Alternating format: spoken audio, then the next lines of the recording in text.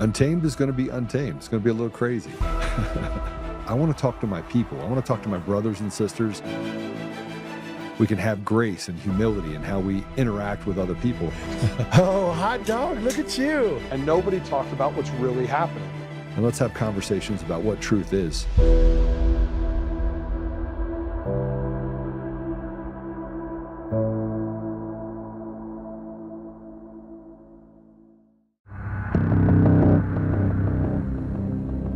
The Clinton Foundation, Apax Partners, the Islamic Circle of North America, Osama bin Laden, Grameen America, Shore Bank. While all of these might seem as if they're random, unconnected entities, what if in fact they were all connected?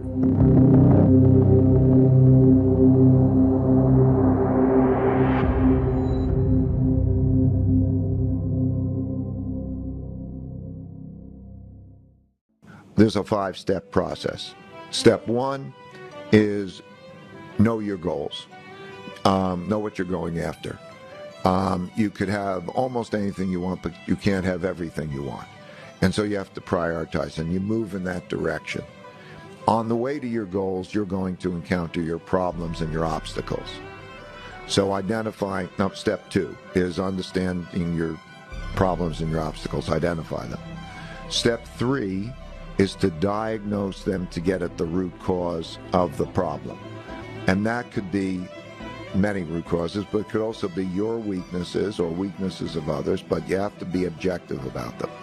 Once you diagnose them, then you go to step 4, which is to design a way to get around them. And then, after you have that design, you implement that design, so you have to follow through and do it.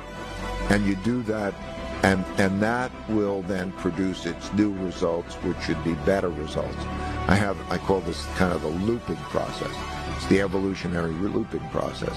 And you just keep doing that, and you learn over a period of time, and you move in the direction that you want.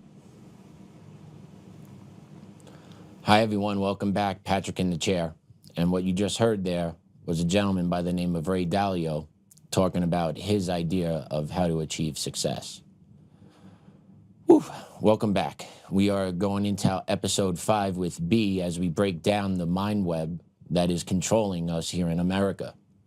That gentleman, Ray Dalio, is part of this web, and we're going to focus in on him today. Last week, we mapped out a whole bunch of shady election players, global finance and progressive tech networks that are moving the pieces on the chessboard around here in America. Whether it's Grameen America, Apax Partners, key players like John McGrew, Ray Dalio, who you just saw, Laura Tyson, Sir Ronald Cohen, the Clinton Foundation, Higher Ground Labs. All these people and organizations are tied together in this massive web that is continuously taking over America. And they're not hiding it anymore. And what we have going on today is we got our man B joining us once again, and we're going to go in and we're going to dissect who Ray Dalio is, his connections, his end goal, right? Ray Dalio was the founder of Bridgewater Associates, right? One of the largest hedge funds ever exist, right? Billions and billions of dollars. What is his end goal here? And how is he tied? That's what we're here to discuss today. This gentleman and his ties to the mind web here in America. And with that, I want to welcome B back. B, welcome. Hey, Patrick, thanks for having me back, man. It was a good introduction to Ray Dalio and some of his network. We'll be seeing some familiar names today, of course, as we go on to the different nodes on the mind map, and we'll be changing up the format a little bit today. In reading a Substack article I actually wrote on some of Ray's connections, very seedy connections, when I say so myself, but that's for anyone's discretion to arrive at the end of this episode. So fair. Yeah, with that, I appreciate you for having me back, man. Thank you. Always a pleasure, Always a pleasure. And before we get real deep dive, let's put up this mind map again. Let's refresh it so everyone can see it, because this thing is ever evolving.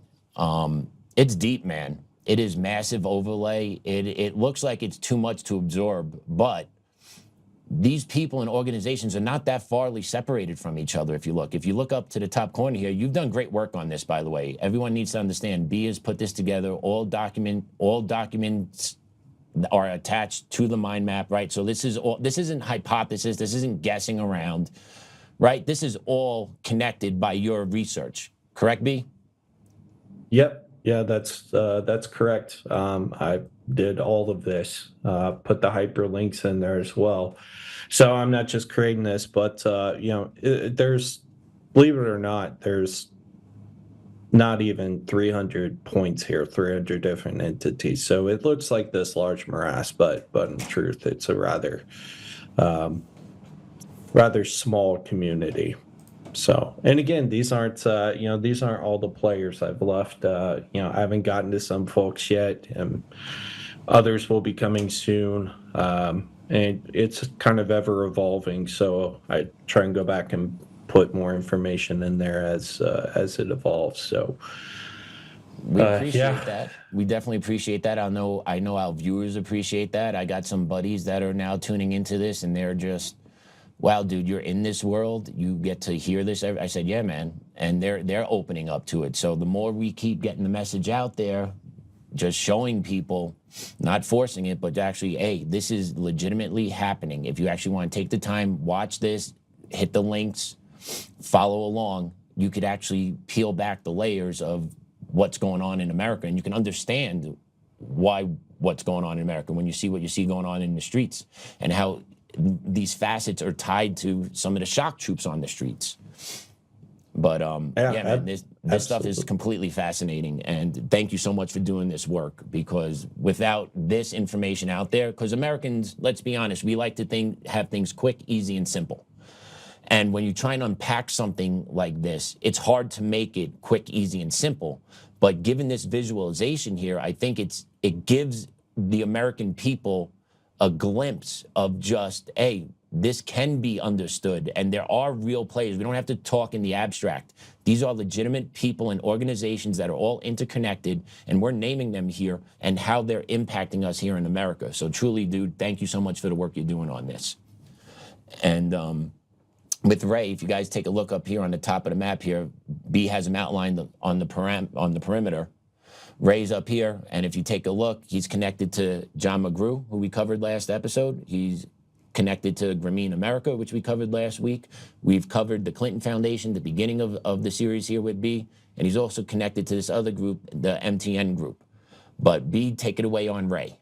Yeah, so just with these four connections up here, I know that doesn't look like much, but he's partners with John McGrew over at Bridgewater Associates. Grameen America, he actually has multiple philanthropic ventures with them. He's very closely affiliated with the board of directors at Grameen America, as well as the Clinton Foundation. He basically has like a whole philanthropic initiative set up, which almost goes solely to the Democratic apparatus.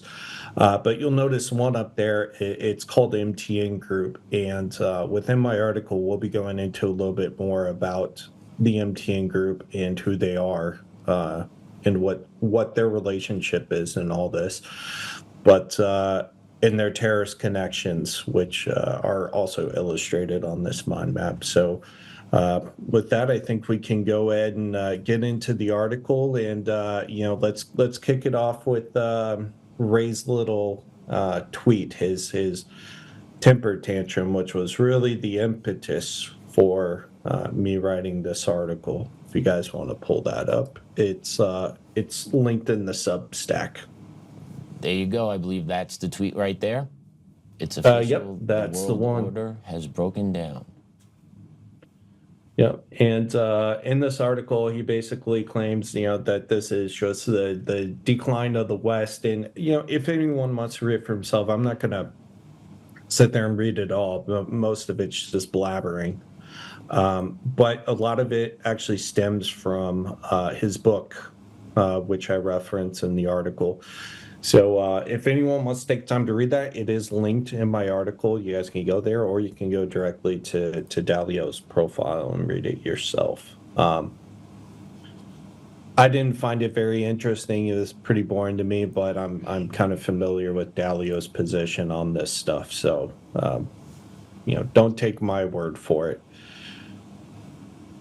But yeah, with that, if we can just get back over to the Substack and just go from there, I can kind of explain everything as we go along. We can read the article on here with all the links to it. I titled this "Raise Rolodex of Revolutionaries" because that's honestly what it is. He's got a whole Rolodex full of very nefarious actors within his portfolio and some of his connections as well. So if we scroll down here, we can actually see in the first photo, just to give you an idea of how important Ray is in the grand scheme of things, this is a photo of him meeting with Wang Qishan, and you'll see it says Bridgewater here because that's his firm he started, which John McGrew also plays a leadership role in as well. They've had various interactions throughout decades, so they're definitely very close. And for those of you who don't remember, John McGrew also affiliated with Grameen America and Apax Partners. So with that, I will begin to read the article. Ray Dalio, a self-proclaimed politically moderate extraordinaire, recently authored a post praising his, quote, "I told you so, the world is falling," snippets from his 2021 book, The Principles for Dealing with the Changing World Order. The argument as whether or not Dalio created a knockoff version of Strauss-Howe or other generational theories is a conversation for another day. In his tirade, Dalio ironically places the blame squarely on the shoulders of President Trump for what many on the left have actually called for, the transition to a multipolar world order. Now that the realpolitik train has left Grand Central Station with Dalio hitching a ride in first class, let's explore a small sample pool of his associations. Editorial note: for the sake of brevity and due to the risk of information saturation, this article will explore only a few examples of some of Dalio's connections from the financial and ownership connections. If a word or phrase is underlined, this means there's a hyperlinked source for everyone to use as a citation. We'll see here the China Global Philanthropy Institute is hyperlinked in the article if anyone wants to explore that institute. Dalio has a long history in China. You can also read about his history, again, by clicking the hyperlink within the article. And you can see on screen, this is the China Global Philanthropy Institute. This was the source I used to garner the information about this specific institute. And there will be more interesting connections about this institute as the article goes along. So if we can get back to the article and just carry on with it. Dalio has a long history in China. He is one of the key figures in the development of the CGPI alongside Bill Gates and Communist Party of China, CCP leadership. The philanthropic nature of the institute drives the headline printed about the CGPI, plural, but its true nature is much more nefarious and subversive. Right around the same time as Gates and Dalio began to advise senior party officials, such as Ma Weiwei, the 12th National People's Congress, the NPC, from 2013 to 2018, began to revise how non-governmental organizations operate domestically and prepared recommendations for the 13th NPC. They began preparing recommendations for the 13th NPC. Now, these screenshots we see here, these images are from those directives. These are translated into English, transcribed in this case, Accordingly, the decisive push for the ONGO outside non-governmental organization law, a draft of which was first circulated for public comment in mid-2015, came from the National Security Commission, which was being advised by who? Dalio and Bill Gates. One among various high-powered organizations created at the CCP headquarters in 2013 and chaired personally by Z. This was despite the fact that more moderate pilot regulations on INGO management had been experimented with at the provincial level. The origin of the national law in top security circles explains why regulatory competence for INGOs was transferred from the Ministry of Civil Affairs, responsible for supervising the domestic third sector, to the MPS and lower level public security bureaus. With the enactment of the ONGO law, international nonprofit organizations are now formally overseen by police authorities, clearly indicating the securitization of China's policy towards international civil society. Now, mind you, all this transpired while Gates and Dalio were advising top-level CCP officials on ONGOs, on philanthropic organizations. We get even more clarification in the second screenshot here. The second image.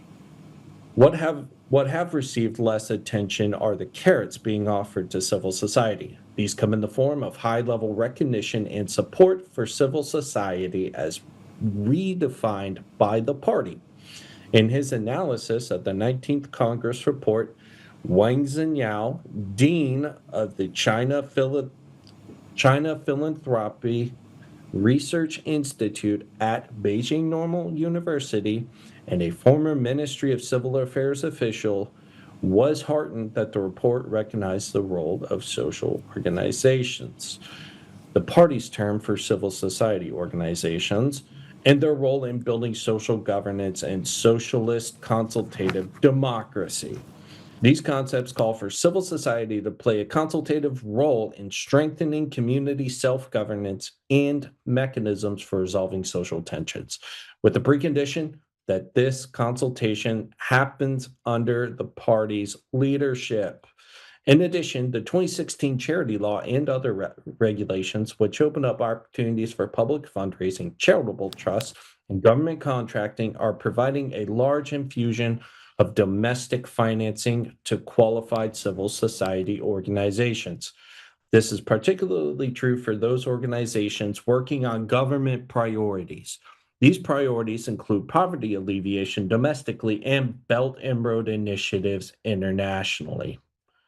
Okay, so we understand now that they are not only securitizing the NGO framework using law in China, but they're doing this to prioritize the Belt and Road Initiative, which is a direct competition to U.S. policy. And they're doing this while being advised by Ray Dalio. All right, so we understand this connection here. Now we go down here, we can also see from the China Research Center how they redefine civil society. Civil society. While many praise the proposed economic reform measures, Chapter 13 of the resolution contains language that is innovative and even revolutionary in the context of CCP leaders who see any call related to expanding civil society as subversive and an evil plan cooked in the hallways of the U.S. State Department and bunkers of the Pentagon. This part of the resolution does begin by saying social governance reforms will be conducted under the leadership of CCP committees and government agencies at all levels. But this is followed by a few paragraphs that rarely appear in CCP's societal governing circles. And you can read the rest of that report for yourself. So what that's saying is they understood previously that these ONGOs, these outside NGOs, were being manipulated by the State Department, being controlled rather by the State Department and the Central Intelligence Agency and the U.S. security apparatus writ large to subvert China. And now all of a sudden, Dalio comes along, starts consulting with senior leadership officials, while Dalio is also heavily invested in the NGO apparatus in China. And he goes in there, and all of a sudden they begin to change the way that they operate with these NGOs, begin to change how they monitor them, because they understand that these are national security risks now. Just so conveniently happens same time as Dalio is consulting with them. So that was part of my reasoning as to why I put that in there.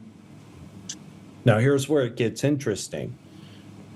Continuing on. True to CCP form, the address for the CGPI in Shenzhen reveals the institute also shares the same building as AEE Shenzhen Aviation, which has been sanctioned and is listed on the entity listing. Again, you can see a screenshot of it right here. The first one, these are actually two separate ones. The red one you see up top, and then below is a screenshot of the sanctions. So if you click on the entity listing itself, that will take you to the Federal Register, which discusses these sanctions for the AEE. And these are in the same building.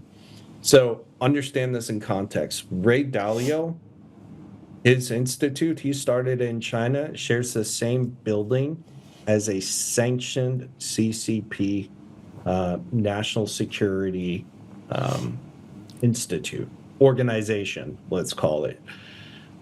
So that in itself should also raise some serious red flags about some of his interminglings occurring in China. But if we get back to the article, carrying on, we'll explore a little bit more of those relationships. So, Mr. Producer, if we could please scroll down a little bit, and let's get reading on this other paragraph.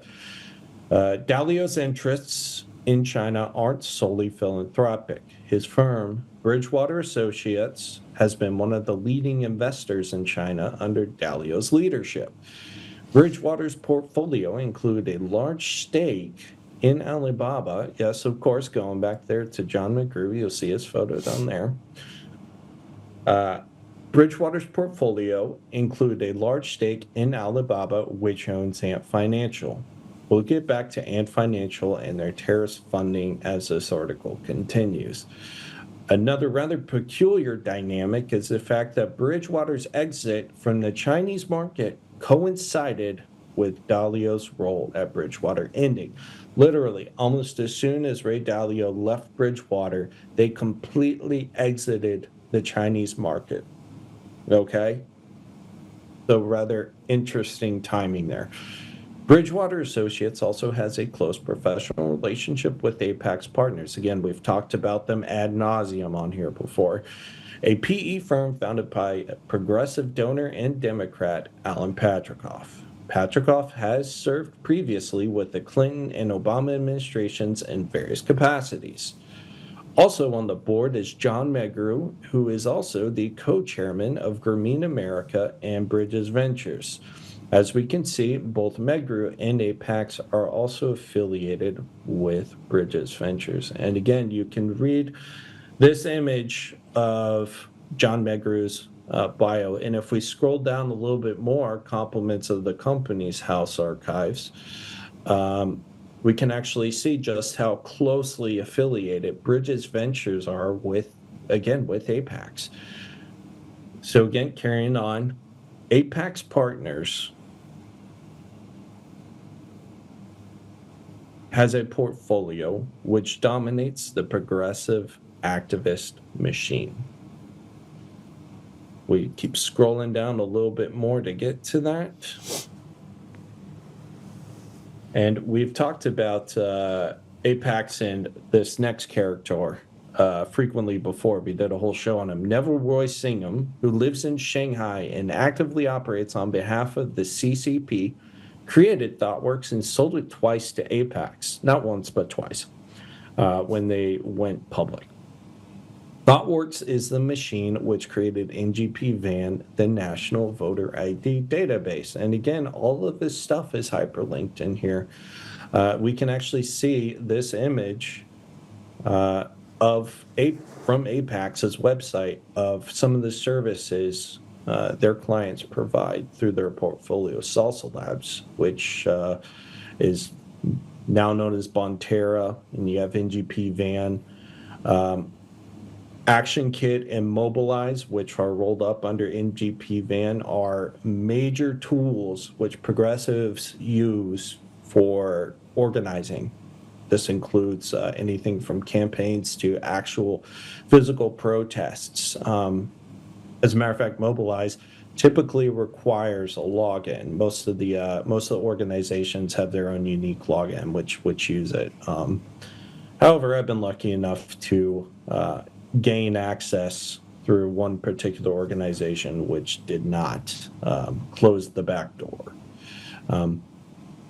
Again, they just didn't have a login platform. Nothing illegal or nefarious in that regard.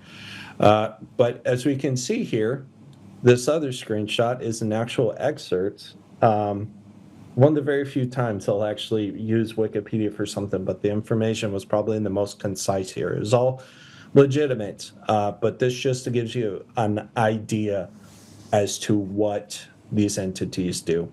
Quote, in the last 4 days of the 2020 United States elections, 551,000 volunteers worked more than 1 million shifts through the Mobilize platform, and the platform had been used by a total of more than 4 million volunteers. In late November 2020, Mobilize was acquired by EveryAction, the parent company of NGP-VAN. The price of the acquisition was not disclosed, and the platform continued to operate as a unit led by Johnson. Johnson left the company, the former boss, left the company in 2021 to join the Biden administration as the Deputy Chief of Staff of the Department of the Treasury. In November 2021, Apax Partners acquired Mobilize's parent, NGP-VAN, in a $2 billion deal. Apax created a subsidiary, Bonterra, to oversee the company. In the summer of 2024, technicians from Kamala Harris worked to fix technical problems with the site, which were highlighted in the 2024 presidential election. The company also hosted maps for the hands-off protest. And that just to give the listener an idea about some of the members of the portfolio, the clients in the portfolio, of some of their activities and their relationship with political entities. You know, one of the executives joins the Biden administration after he helps them steal the 2020 election. Yeah. Carrying on. All sided one way, by the way. Everything is politically aligned one way here. Oh, absolutely. Everything. Correct. If any Republican entity did this, they would be, they would be screaming it from a hilltop. Yeah. There would be no rest. What's the draw to China for these people? Why does it seem our wealthy and our political elite always flock to China? The world's a big place, many different countries, a lot of good ideas all over the world. Why China? It seemingly seems to be every single time. Convenience, political expedience, financial gain, discontent with the status quo. There's a myriad of reasons behind it, but cheap in China was kind of the start of that. But a lot of this, let's say, rapprochement with China began all the way back in the 70s. I mean, they've been trying to get China into the world market for a while, even though they weren't granted accession to the WTO until 2002. Even Nixon tried to open them up economically. very naively, might I say as well. But you know, that's the thing. Is it naive though? Like what Nixon did, getting China going. Like, is it stupidity or was it willful ignorance? Just like with our politicians and our rich class today that keep going over to China. Are they dumb or is it just willful ignorance? What they know, which is what they know what they're going to get out of China, but they don't care because they're just simply lining their own pockets. And if that means selling out the American people, so be it. well, I mean, Nixon wasn't exactly on the establishment side of the political spectrum. True. So he was very much an outsider. So maybe he was genuine about it. Um, you know, maybe he was, you know, hawkish in some regards, but he was definitely very much open to the thought of China opening up to the world economy. And a lot of this actually dictated events which occurred in South Asia, Pakistan, and Afghanistan. And, you know, that's a conversation for another day. But, Fair, brother. Fair. Yeah, I think with this we can get back to the Cold War angle because a lot of his decisions too were also based around, you know, the bipolar order, as they say, the geopolitical environment of the Cold War. And with that, that's probably a perfect segue to get into Patricia Clarity. She was the first associate hired by Patrikoff and was even handpicked by Bill Clinton to lead the U.S.-Russia Investment Fund after the end of the Cold War. And again, these are all linked. You can read this for yourself. Delta Capital Management, the firm born out of the U.S.-Russia Investment Fund set up by President Bill Clinton's administration, has moved into a new phase on the back of Russia's stability to capture pickings from an unexploited market. Patricia Clarity, a founder of Apax Partners, has taken over from David Jones as chief executive after the board elected to have, quote, a more seasoned person, end quote, in charge. She was chosen by the former U.S. president to start the $444 million fund in 1995 while she was still working at Apax. So keep this in mind, that we were responsible for the economic redevelopment of post-Soviet Russia. We dumped hundreds of millions of, actually billions of dollars into Russia, and a lot of Western businessmen eventually stood up entities because it was cheap at the time. You know, after the Soviet Union had collapsed, and they were just riddled with, you know, a ton of resources. So anyways, just to kind of explain that. So with that, we can kind of go on a little bit farther in the article and discuss some more of these connections. Dalio and Apax share another partner with an even more troublesome history than the CGPI. Grameen America is an offshoot of Grameen Bank, which was founded by Muhammad Yunus in Bangladesh. Grameen specializes in microfinance schemes, which has led to accusations of organ harvesting, again linked to the article in there. Within this same annual finance report, we can also see that Sir Ronald Cohen's Soros and Hamas-affiliated Portland Trust is also affiliated philanthropically to Grameen and Apax. Again, you see Grameen America right there, and just a few spots down, you'll see the Portland Trust as well. And this comes from Apax UK's charity documentation. So again, this is just another interconnected node. And the Portland Trust was responsible at one point for leading the Palestinian redevelopment. Now, this is another, you know, probably a whole nother show going into that and those connections, but it was ultimately a Portland Trust director, executive, who was linked to the funding of Hamas tunnels under the Gaza industrial estate. And this is an active, ongoing lawsuit. And the defendant in the case has actually absconded. He's on the lam. So A lot more to come in that. And again, we got to do a whole nother episode on that one probably. But again, as we continue going down, we'll see another image which describes a little bit in detail this relationship. Just talking about Grameen and Apax going back to 2009. And the fact that a senior member of Apax Partners serves on Grameen America's National Advisory Board. But again, everything's linked, source for yourself so you all can read it. So, well, if we can go back up a little bit, Mr. Producer, to the paragraph.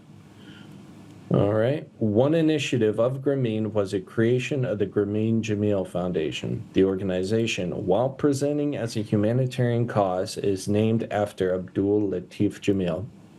Jamil family are prominent Saudi businessmen who were named in multiple terrorism lawsuits related to 9/11 after the DOJ announced the discovery of their name in the Golden Chain files in Bosnia. And again, we can go down, we can see excerpts from both lawsuits as well as articles. This image is actually an excerpt from a lawsuit which was filed against them. Quote, Saudi billionaire who helped build one of Britain's biggest car dealerships is being sued by the families of the victims of the September 11th attacks.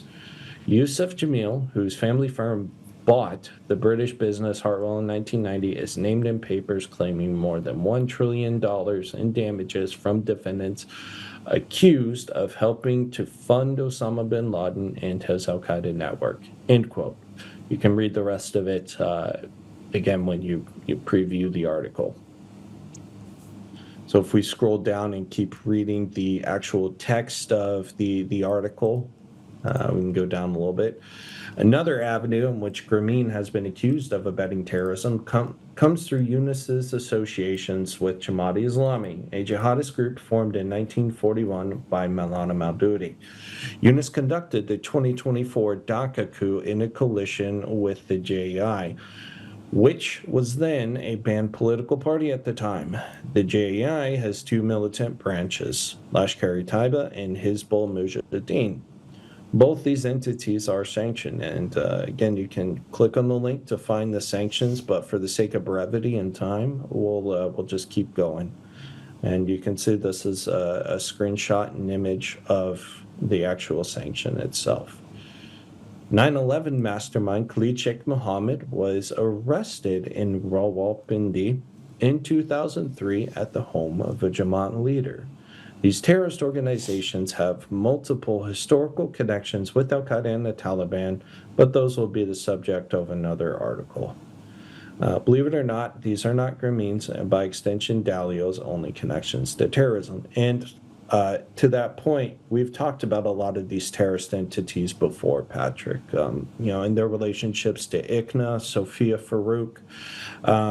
These are all just the same beasts rearing their heads with a different mask on.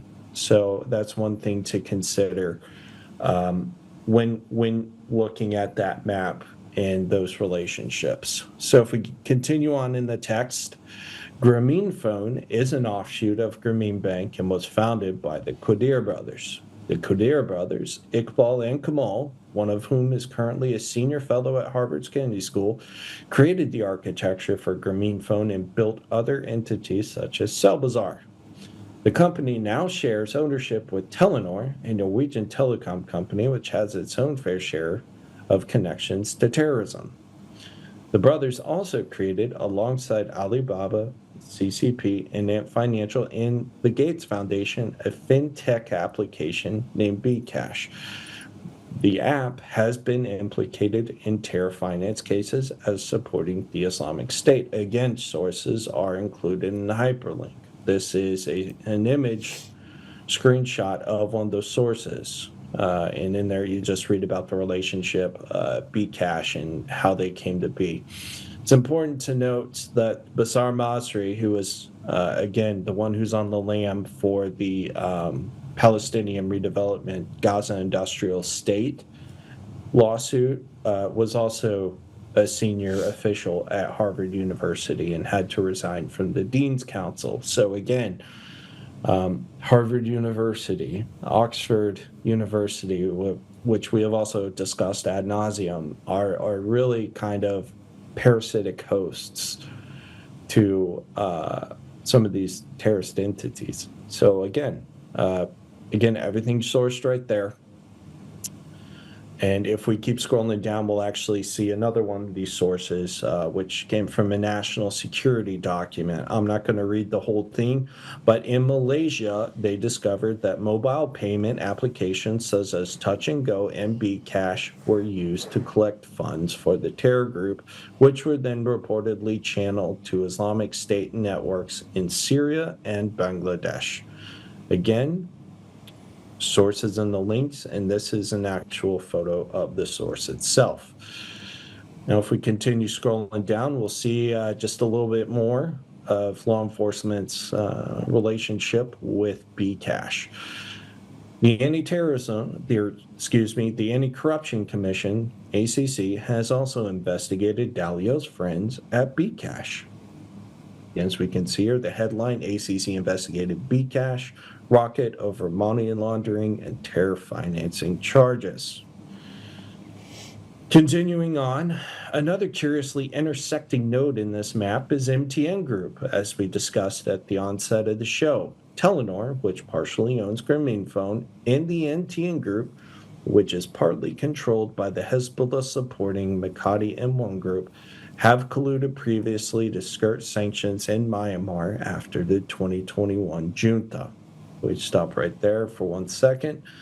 It's also worth noting that the M1 Group is also business partners with Bashar Masri, who I just discussed, who is being sued and has since absconded for financing Hamas's construction of the tunnels underneath the Gaza industrial estate.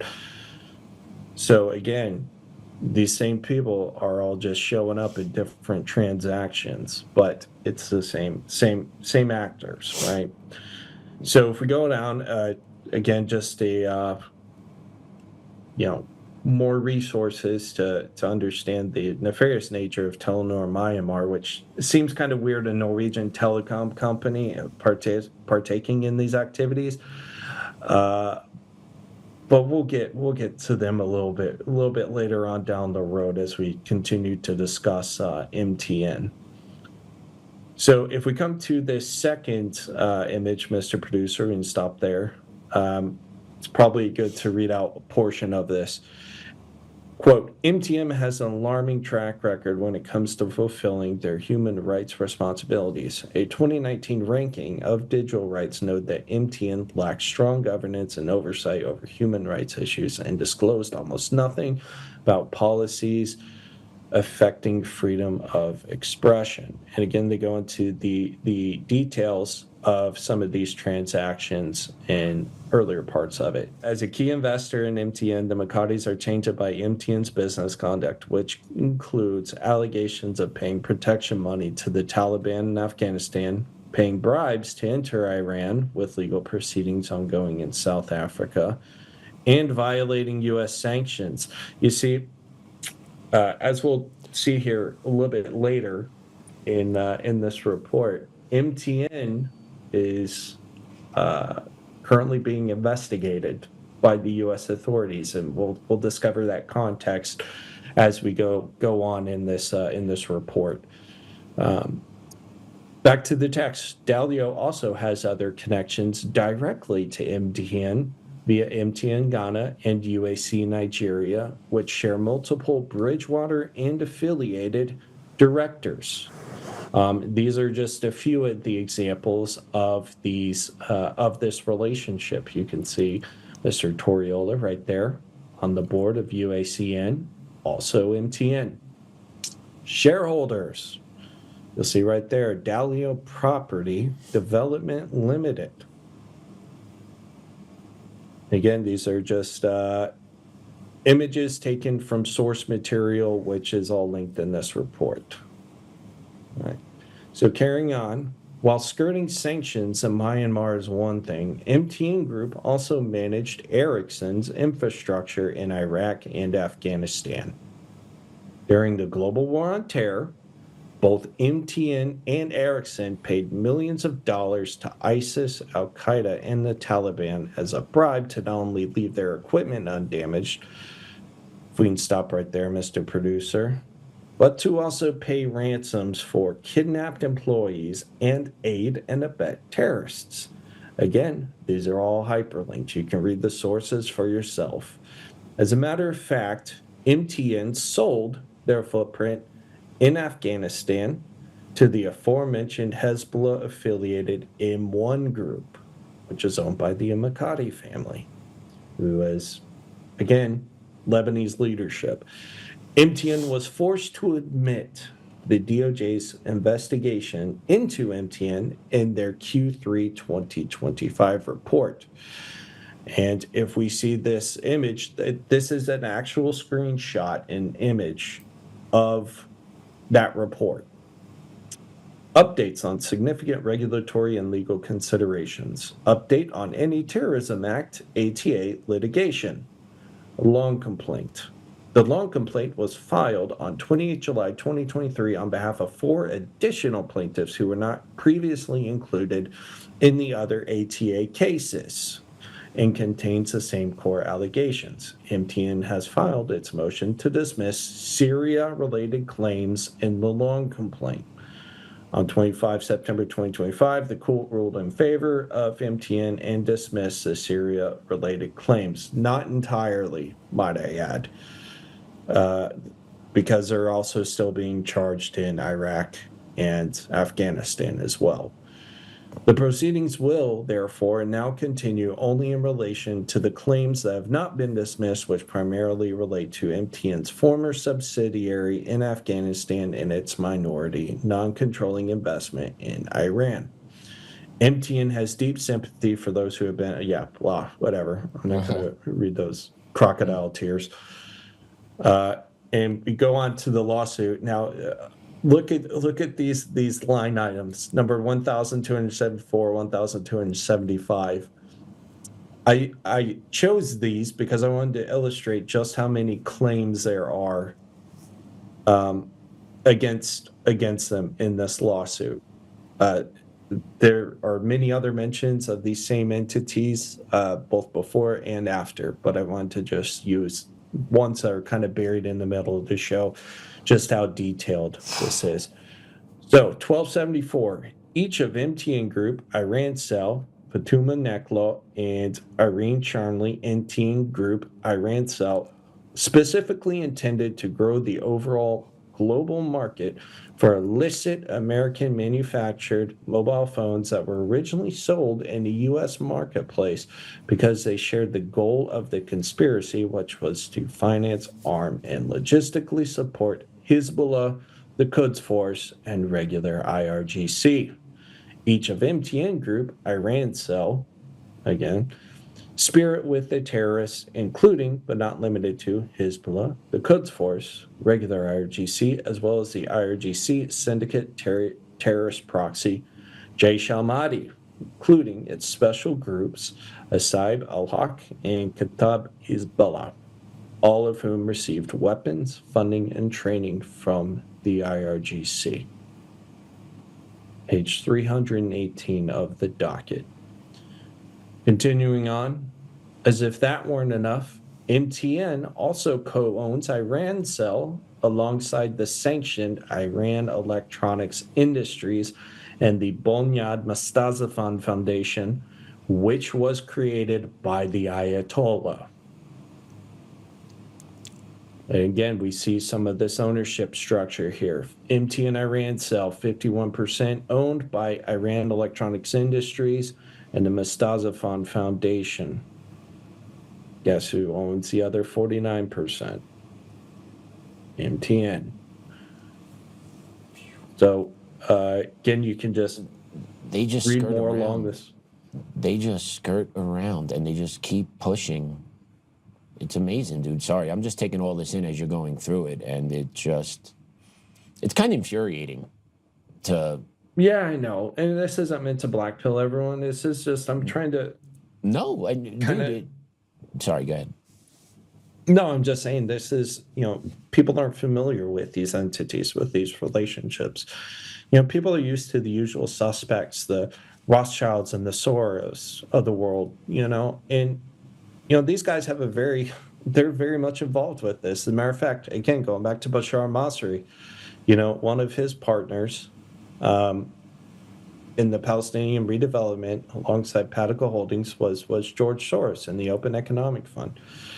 Sir Ronald Cohen actually opened up Capital Partners alongside Sir Jacob Rothschild. Well, they're shareholders. They were up until his death in 2024, in which Rothschild estate took over. But they're co-shareholders, they're majority shareholders in the same PE firm. So again, these people are all connected. This is just tough. And they just keep going. And like, if I don't pay my taxes for 3 months, the government's coming to lock my ass up. So like, I have trouble just digesting all this, seeing the damage these people are doing to what's going on here in America, and they're not being held accountable. It's just, I'm just flushing it out right now with you, brother. Sorry. No, it's fine. A lot of these cases are dismissed because the judge just basically rules that there's no jurisdiction there, for these foreign terrorist entities. These judges just rule it out. Okay, motion to dismiss is granted due to a lack of jurisdiction. And that's really how a lot of people in relation to 9/11 skirted by. But this is to kind of help people understand, what to look for and where to find this information. That's why sourcing and citations are so incredibly important with this information. This isn't trust me, bro. Right. This is fact-based evidence. Right. These are screenshots. What the screenshots in here are images from various different repositories or OSINT tools. If we go back to this, just kind of wrap it up because we're getting to the end of the article. You can see on the screen here the actual sanctioned entities, Iran Electronics Industries, and their relationship they have with MTN. And I'm not done with MTN. We're gonna scroll down a little bit more because we're gonna end on a bit of a whopper here.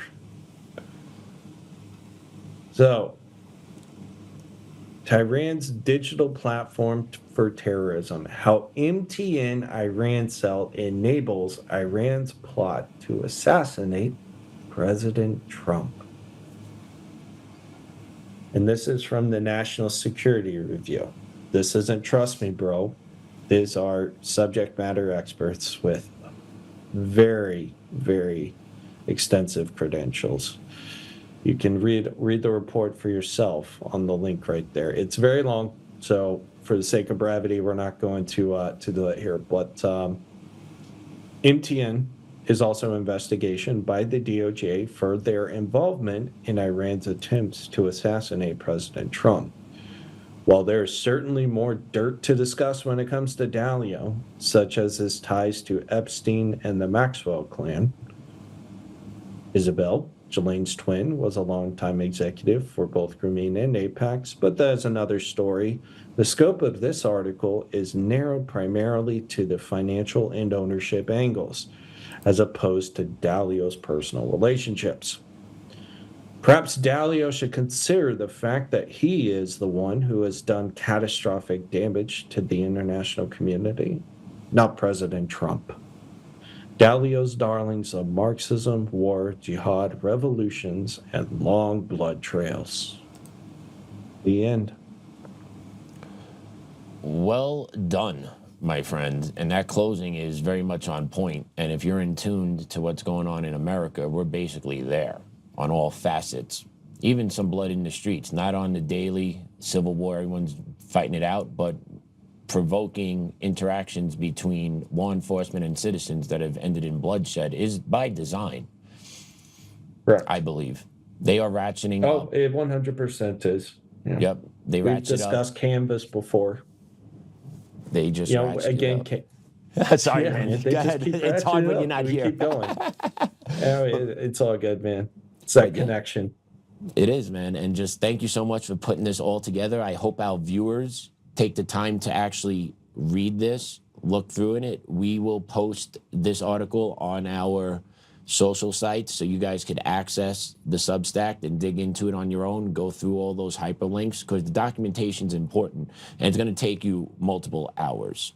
So just be prepared, or multiple days. It's not just a quick, I'm going to read and digest. If you really fully want to understand it, it's going to take some time. Yeah, and again, also feel free to use the graph, which is publicly available.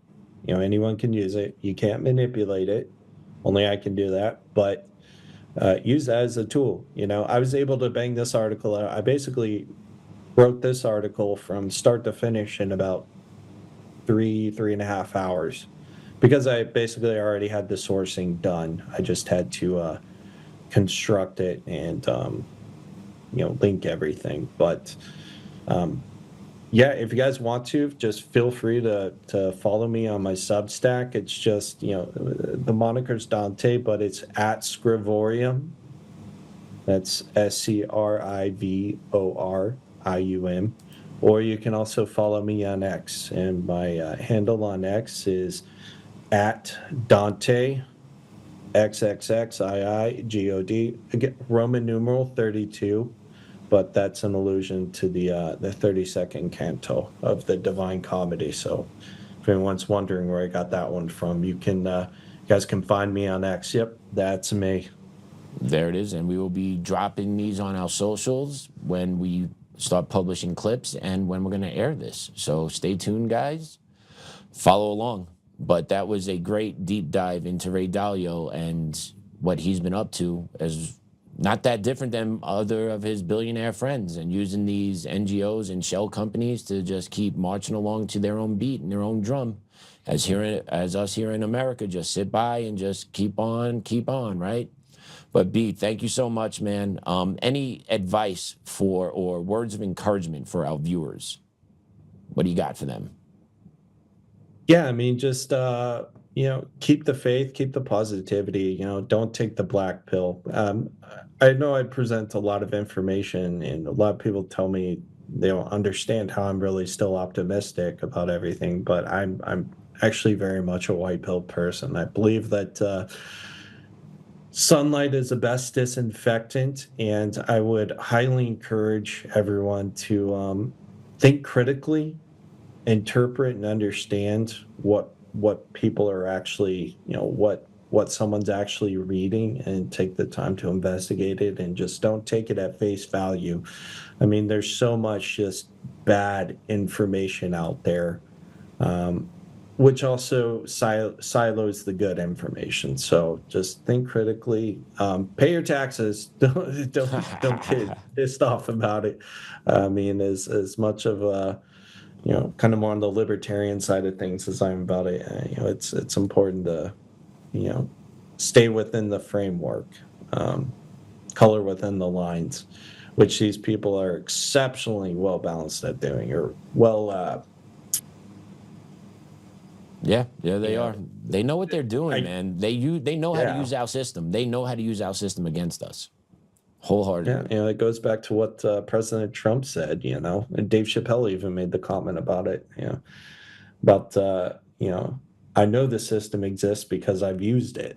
There you go. And there's one other guy, George Carlin, old comic. There's a club and you ain't in it, and these guys are operating as so. Right? Like they're in the club, we ain't in it, and they're just pushing along.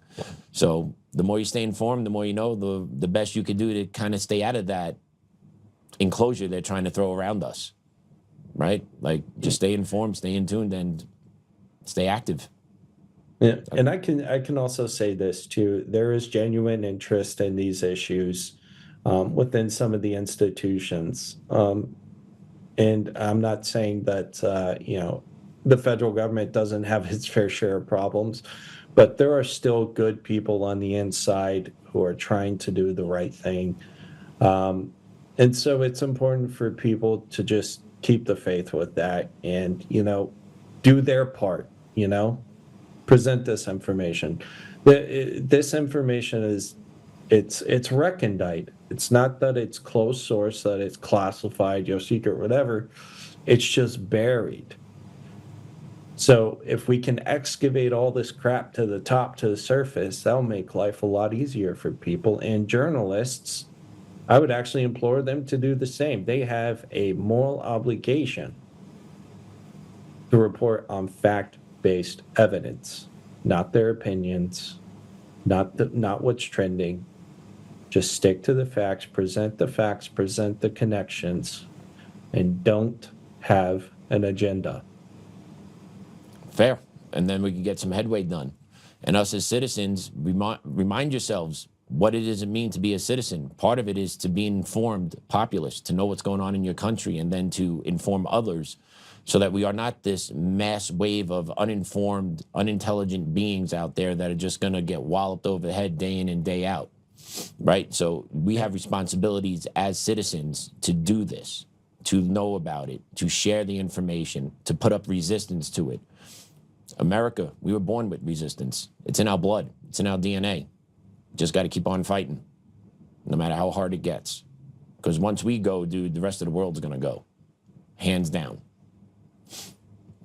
That's just one guy's Couldn't have said it better myself, man. Thanks, man.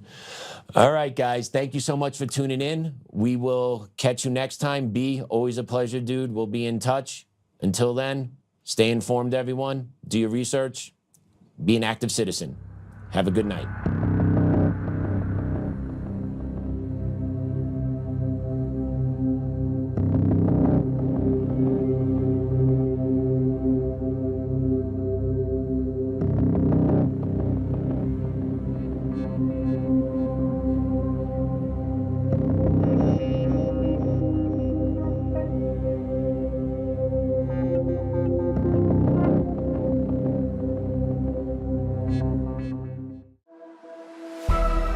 Untamed is going to be untamed. It's going to be a little crazy. I want to talk to my people. I want to talk to my brothers and sisters. We can have grace and humility in how we interact with other people. Oh, hot dog, look at you. And nobody talked about what's really happening. And let's have conversations about what truth is.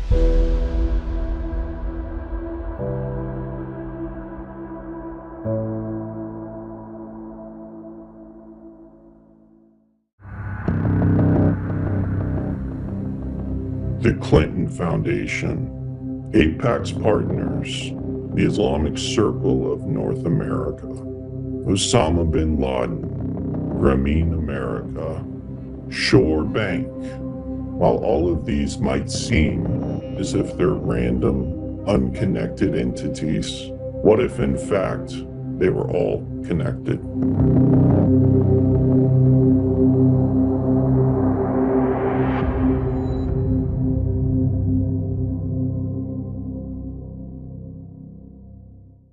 I am delighted to announce that I am naming Ramzi Kassem as Chief Counsel.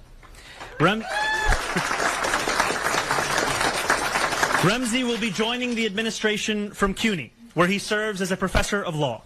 Government service is no novel concept for Ramzi, who served as a senior policy advisor for President Biden from 2022 to 2024, and has deep experience arguing in court, including before the Supreme Court. I will turn to Ramzi for his remarkable experience and his commitment to defending those too often abandoned by our legal system. City Hall will be stronger with him in it, and our work of building a more prosperous city for all will have a powerful advocate. My sincere hope is that New Yorkers who have long felt on the margins of this city, the homeless veteran straining to survive, the patient searching for the care that they need, an immigrant trying to get by, will feel that they now have leaders in their corner who understand their struggles and care to fight for them. That is the city I want to build, the prosperity I intend to deliver, and the leadership that has too long been lacking. Thank you. Hi, everyone. Welcome back to our special of the Infiltration of America with B. What you just saw there is Zohran Mamdani, mayor of New York City, installing a former defender of al-Qaeda terrorist as the head of his legal counsel in New York. That's what the infiltration of America looks like. This is what's happening, where Americans are put to the side and radical agendas through infiltration are taking over America. That's where we are in 2026. 25 years post 9/11. Never thought we would be here. But it is the complete infiltration of America on all different levels, local, state, federal. And the American people are held hostage to this system, this web that control our everyday lives. The takeover of America from within is by special interests, big money. And it's all backed and looking to implement anti-American beliefs to radically change the country that we know and love. And it happens every day. And it's not random. If you've been following us, you know this is not random, one off here, one off there. This is a coordinated event that is taking place in America over years and years and years. And it keeps building momentum.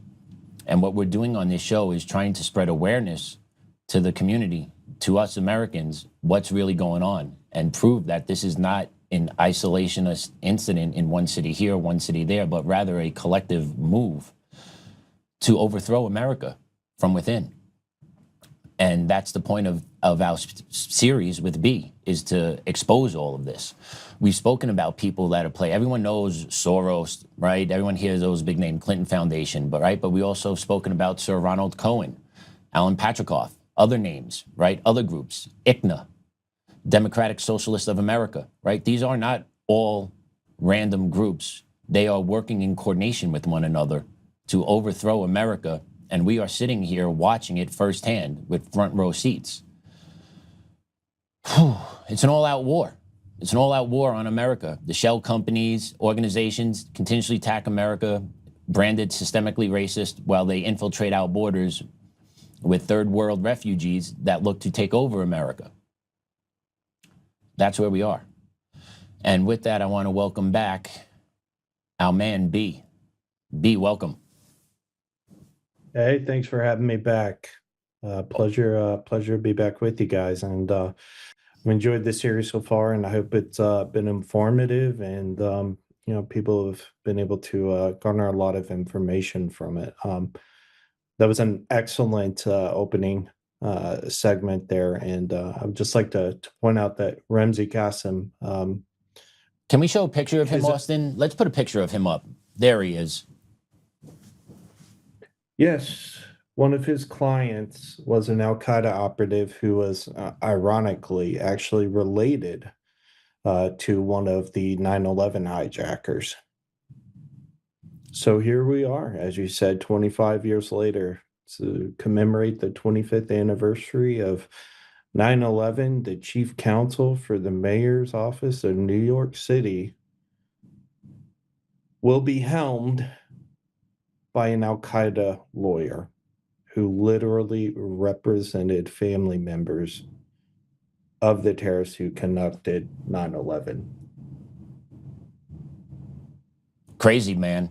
That 25 years, that happens. Within 25 years, that has happened. That's quick.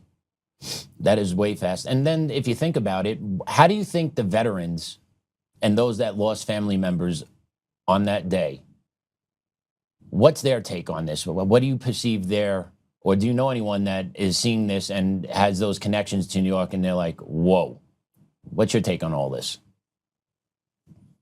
Actually, I think there's quite a few people who are giving this a lot of pause.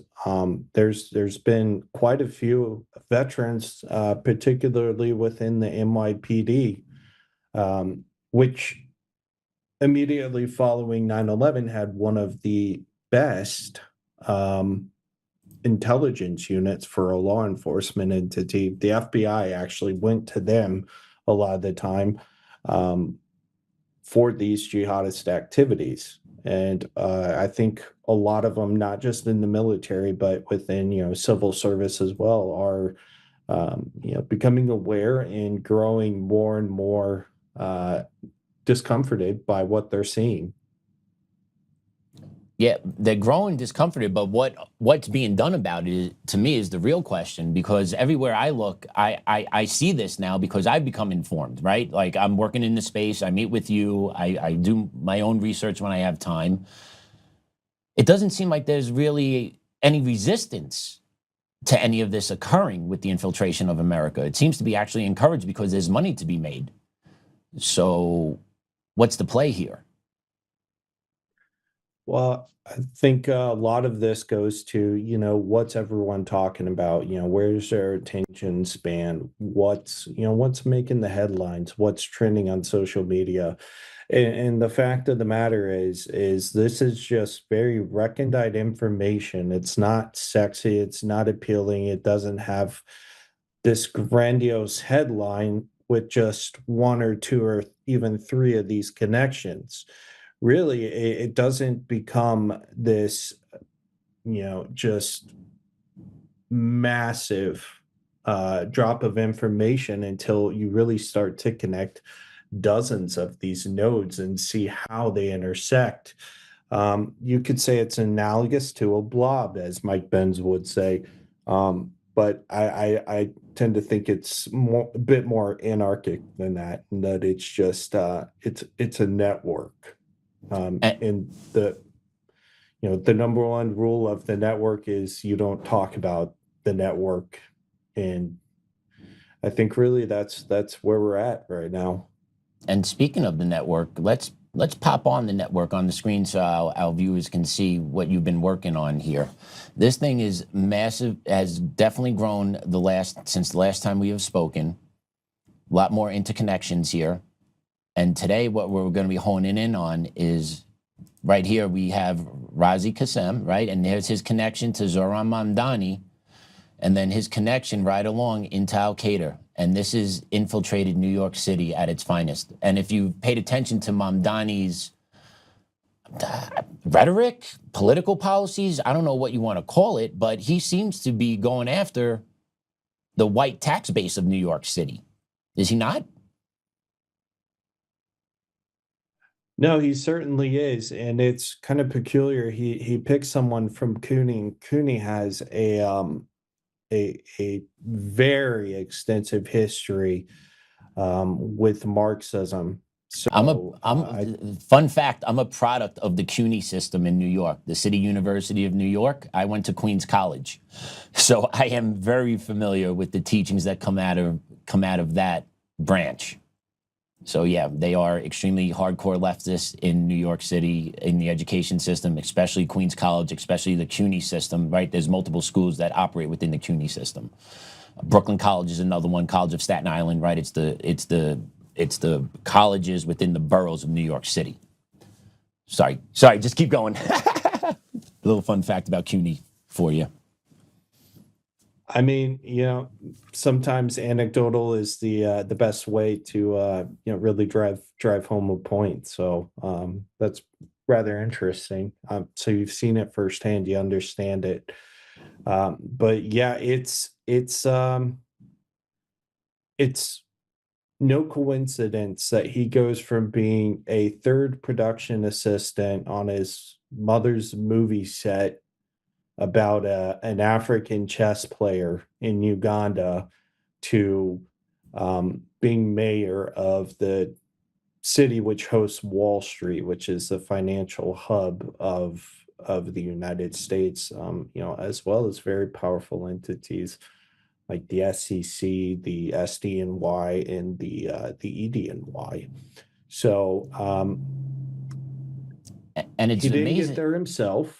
No, he's rich too, and he preaches these Marxist socialist garbage. It's fascinating to watch. It really blows my mind when you watch people of privilege that are actually wealthy, that actually have the ability to get things done for them by picking up the phone. It's remarkable to watch those people talk about the injustices of the communities that they're supposedly trying to serve. Because they've made their living in the capitalist society, and now they're just destroying the capitalist society to push a socialist agenda, and then you get the useful idiots down low that listen to this. And it's fascinating to watch is all. I just don't get why people can't connect the dots, that they're being used for a political purpose instead of what our government should be doing, which is protecting our liberties.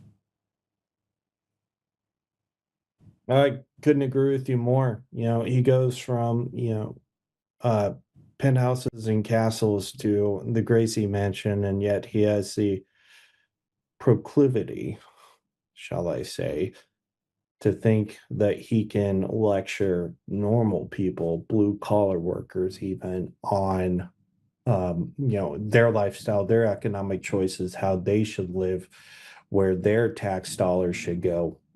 It's very narcissistic when you think about it. But he is a stereotypical leftist Marxist politician.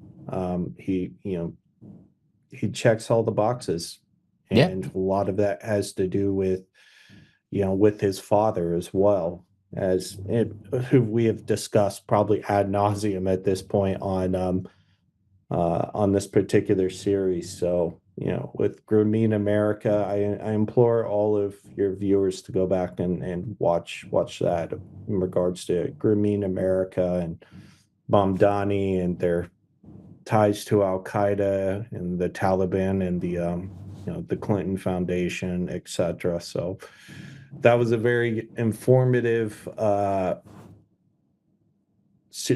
program we did within the series on that. So it's a good refresher. Yeah, and if our viewers take a look real quick, I'm just hovering over Grameen America now on our mind map, and you can just see the connections that they have here. Grameen Phone, Ray Dalio, which we did a special episode on him alone. John McGrew, Isabel Maxwell, Zohran Mamdani, right? They're part of the web. And then if you go to Mamdani takes you to Kassem, right? So it's all interconnected by one or two nodes. And they're just eroding away at our liberties, pushing their Marxist agenda into full effect. And Mamdani, I must say, he's good at it because he's silky smooth. He's good with his language. He carries himself well. He's a good-looking Middle Eastern man, right? So, he checks a lot of the boxes that make him appealing to Americans. Very much like Obama. And we know the damage that Obama did to America with his smooth talk. I feel Mamdani kind of has the same gift. I hate to say it, but he has the same gift of having the ability to sell bullshit because of how smart he sounds. And he's got to be the nice guy first, right? Before they actually ratchet it up, he's got to play nice, doesn't he? Before they get a couple generations into passing down the successorship in the mayor seat in New York, right? He's got to play nice before they really start ratcheting it up on their policies. I don't think it's playing nice. I think it's people become attuned to what they really are. And in Mamdani's case, I would argue he is far less intellectually capable than Barack Obama, whose mother had a very strong hand in his political formation as well, from a personality standpoint. And he grew up in that whole network as well, probably more entrenched than Mamdani was. But Mamdani, he's went to Bowdoin, which has quite a few connections to our national security apparatus as well. He openly discussed his time with the Muslim Brotherhood, etc. And I think really who was probably largely responsible the most for his political upbringing would actually be the guy whose campaign he first served on when he was 23 years old, fresh out of uni. And that is Ali Najmi, who we will be discussing today. And let's talk about Ali. Perfect segue. Go into it, brother. So Ali Najmi is he is one of the co-founders of the Muslim Democratic Club of New York, along with Melinda Sarsour. He is also, coincidentally enough, he is a lawyer who specializes in election law, actually.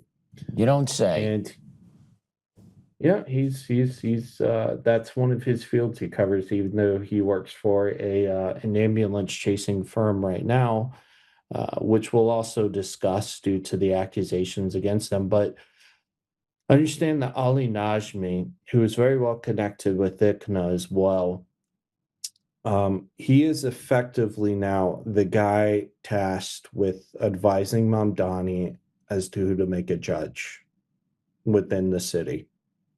So that is an incredibly powerful position, especially given the fact that it's New York.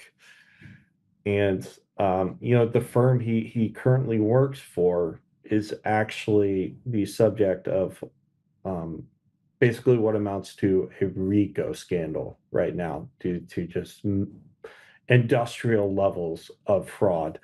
And if you can, we can just segue into that article and just kind of get a lay of the landscape as to what his firm has been accused of. And, he's tried to distance himself from it, but it's just the damage is basically already done. I'd like to focus on the second to last paragraph here. The lawsuit against Law, filed in Brooklyn federal court last week, alleges that the firm recruited plaintiffs, including illegal immigrants, to fake accidents and injuries. The suit also claims the firm used falsified medical documentation to inflate claims with examples of exaggerating injuries while later being photographed engaging in physical activities. End quote. And there was also accusations of PPP loan violations as well. So these guys were really kind of tapping into all the different various cookie jars there. So Mamdani's top legal advisor defended al-Qaeda terrorist. And now the gentleman that helps him decide on what judges should be in charge of the New York City court system, his advisor is this guy. I just want to make sure I understand this correctly. Correct. So what type of fair shake are Americans looking at getting in New York City right now? Are they looking to, just be nice and just like, hey, we love America, just status quo? Or what's the radical change that is looking at targeting the court system in New York? Well, first, I think they're going to target it economically. They need to dismantle the economic system, and they'll use the judiciary to do that. And then that's when they're, they'll then pivot to culture and religion, because this is really what Islamists do. And the Marxists have always played along with it. We see what happened in Iran in 1979. Until it's too late for them to realize that they were the useful idiots for the jihadists. So they're going to go after them economically first, and then once that's done, the communists will no longer be of use to the jihadists, and so they will, they'll be dealt with accordingly, just like everyone else. Then it will become cultural, religious. And this is how you get the Ayatollahs of the world, and they are importing it directly into the financial hub of basically the entire world. So New York is going to have a lot of problems, because even if Mamdani is a one-term mayor, he's still going to have his judges who he appointed in there. And, these are chosen by radical jihadists. And they will be, by all accounts, lifetime appointments. I'm not too sure what New York specifically their laws are for the judiciary, but I believe they are lifetime appointments to the bench as well. So, but don't quote me on that. I hear you, but they're taking foothold. They're taking a huge foothold in New York City. That's a major, that's a sign of war. I don't know what it needs for the American people to wake up, to realize, you got this going on. You got the call to prayer being played in New York City now. I don't know if you've seen any videos of this or not, but mosques have been emboldened now because of the election of their Muslim mayor to start prompting their call to prayer throughout New York City communities 5 times a day.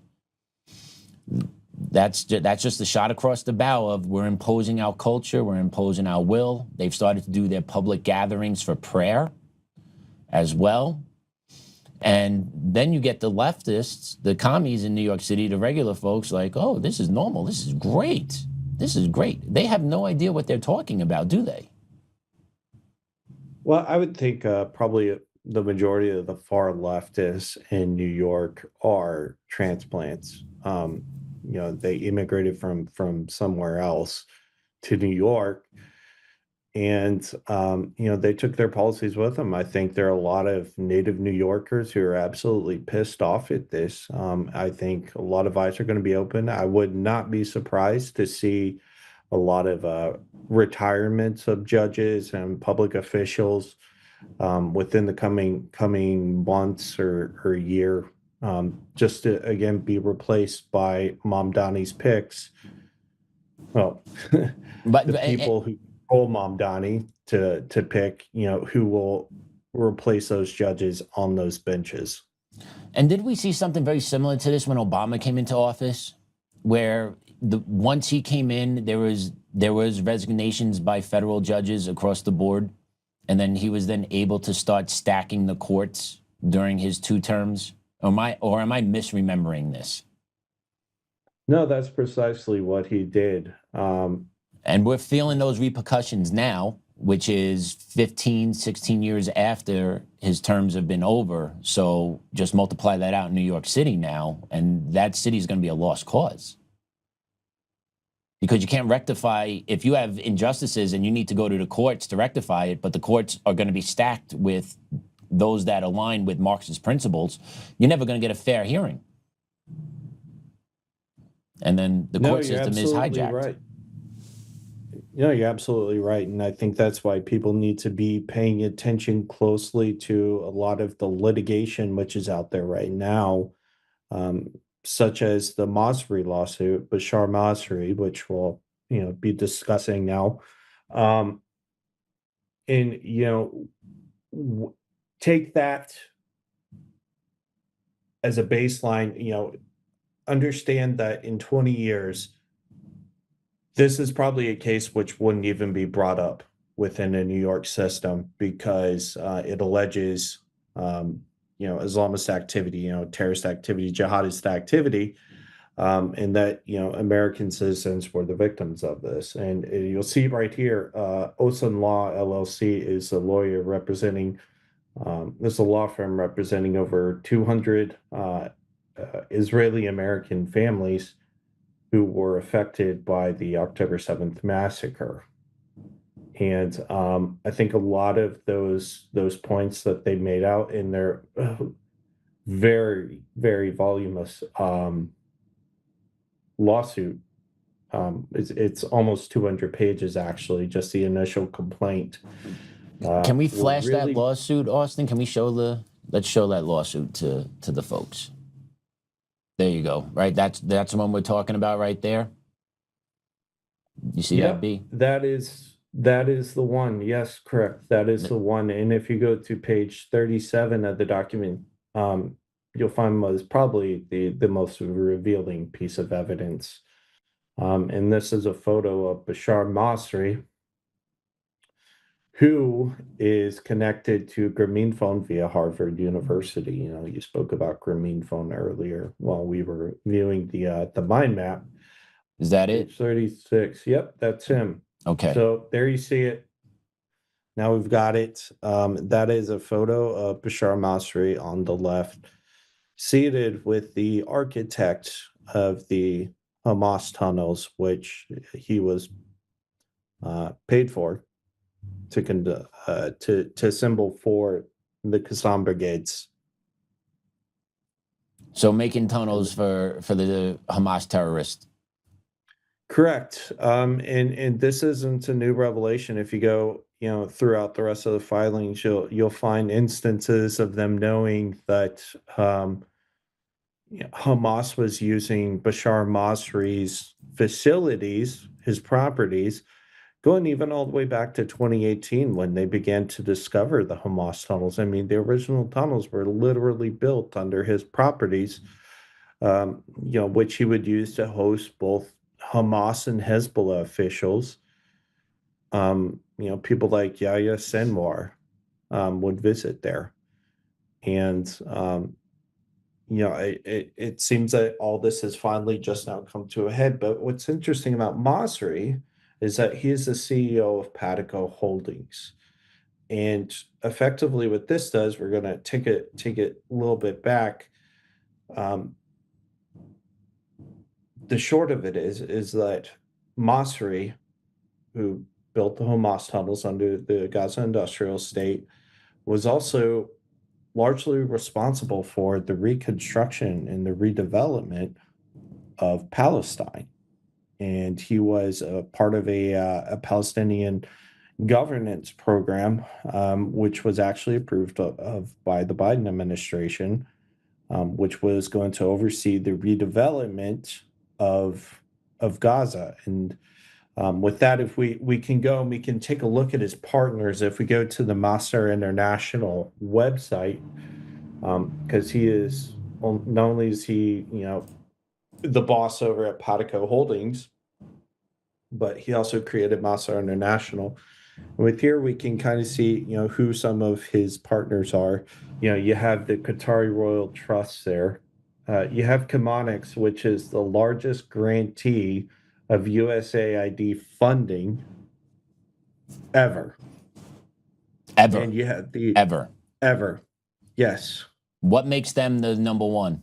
What's their deal? They have their hands in everything, and they've just received the largest funding from USAID, more than any other entity as well. And you'll see this U.S. International Finance Corporation, Development Finance Corporation. Bashar Masri actually sat on the board of that for 3 years. And again, you'll see directly below him, who is that? Soros. There you go. George Soros. And then in a true twist of irony, you have Conan Nagel there, who are actual Nazis. They actually developed some of the systems which transported victims of the Holocaust. But these were the guys who were tasked with rebuilding Gaza. They were going to be the guys in charge of this redevelopment effort, and at the helm of this was a guy named Samir Hulile. Now, why is he interesting? Well, it's because Samir Hulile worked for the Ramallah branch of the Portland Trust. Good old Portland Trust. Good old Portland Trust. Correct. Yes, sir, that is him. Now, why does Portland Trust matter?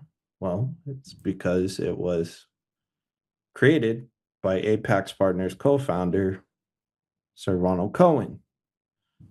Sound familiar? They all run together. Again, we implore your audience, go back and listen to those older episodes. But if we go down to the Portland Trust website, they openly state their plans. I mean, they illustrate everything. We're looking at their current projects, right? Is that the one we want? Well, we could do current projects, and there's also their blueprints for Palestine. Got that too here, buddy. I got you both.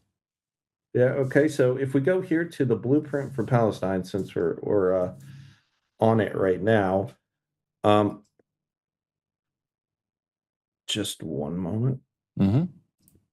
We can see a lot of the activities which they basically have spent billions in tens of billions actually in investing. And again, this was a plan which was approved under Biden.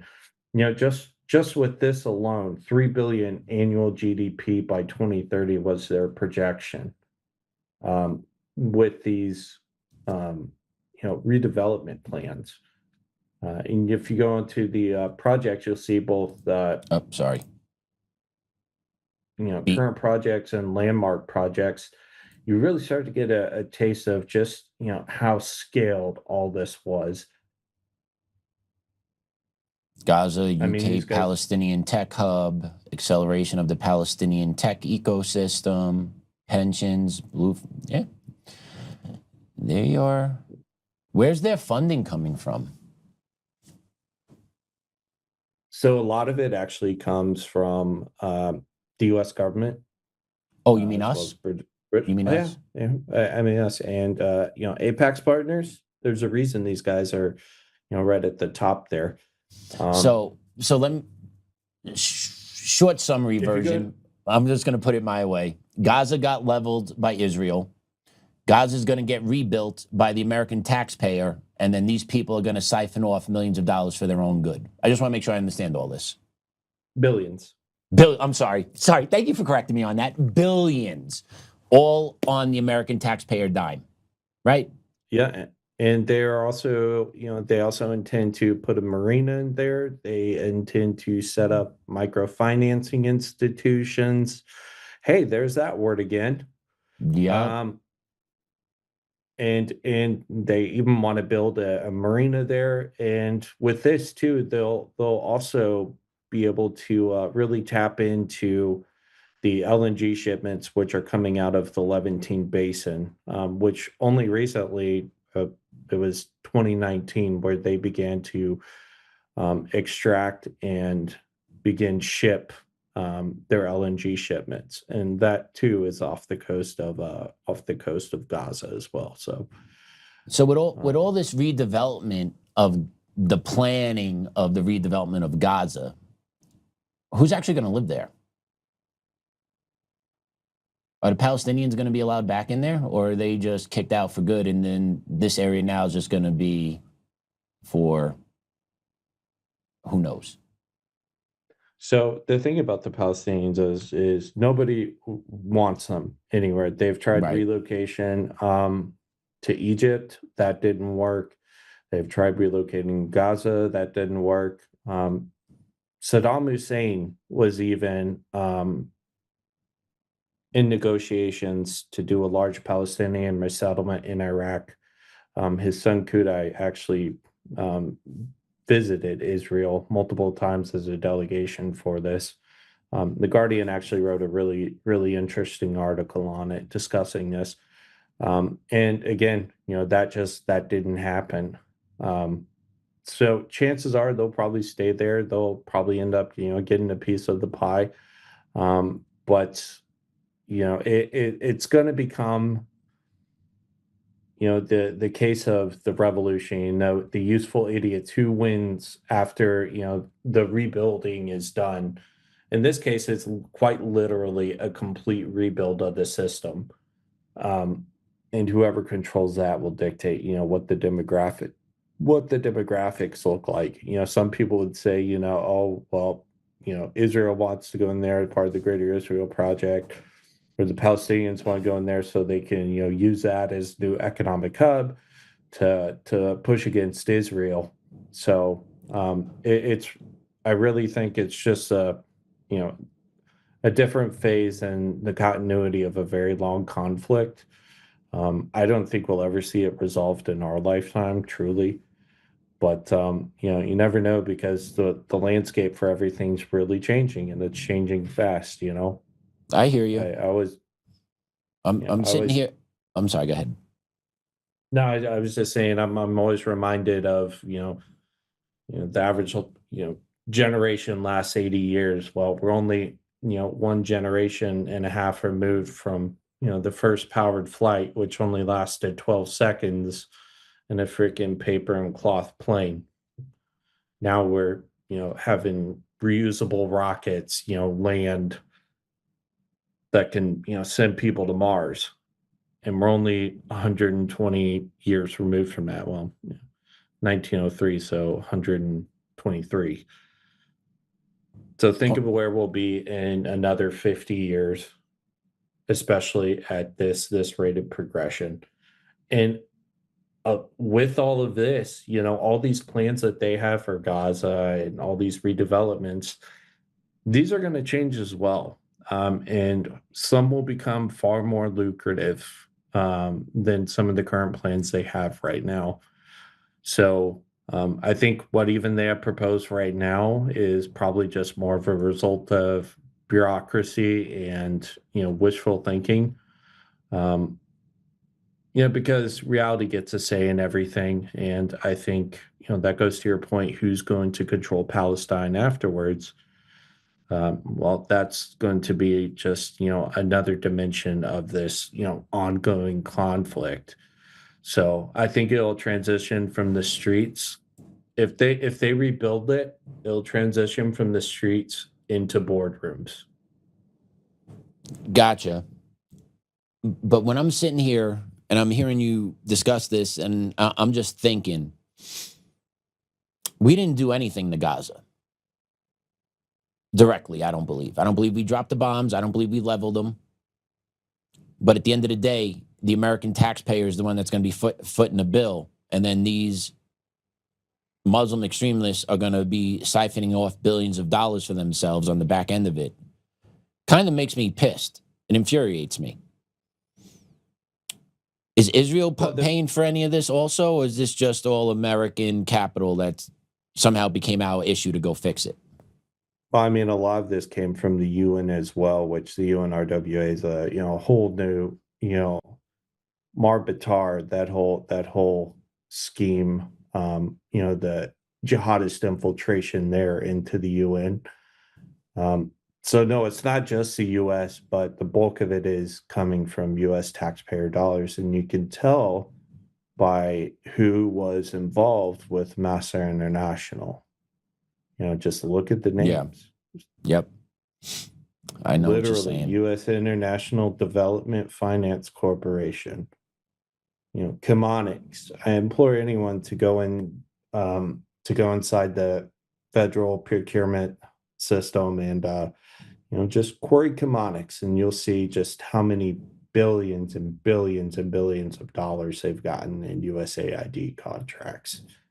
So just another example of people who really don't care about the American person. No one cares. No one cares about the money. It comes out of our pockets. We're the ones that are going to see the inflation from it, right? We lose resources when money goes elsewhere. That's the long and short of it, right? The pot's only so big, and when more and more of that pot goes elsewhere, there's less and less for the pot for the people here. And this is all is this not by design, just to bust out possibly the economic structure of America while enriching themselves before the collapse? Oh, certainly. I mean, that's certainly an argument one could make. And I think, part of this is also steeped in, the public's perception of, say like these forever wars, oil wars, whatever you want to call it. I would argue that those have now been, that model of fighting a war against, using conventional force to fight an asymmetrical force such as the jihadists, the mujahideen, whatever, al-Qaeda. I would say that model is largely, been exposed as a failure now. There's no more justification for forever wars. So I think they got what they could out of it, in particular, the Bush family, the Cheneys. And now I think we're going to see some of the leftists adopting some of like those same foreign policy,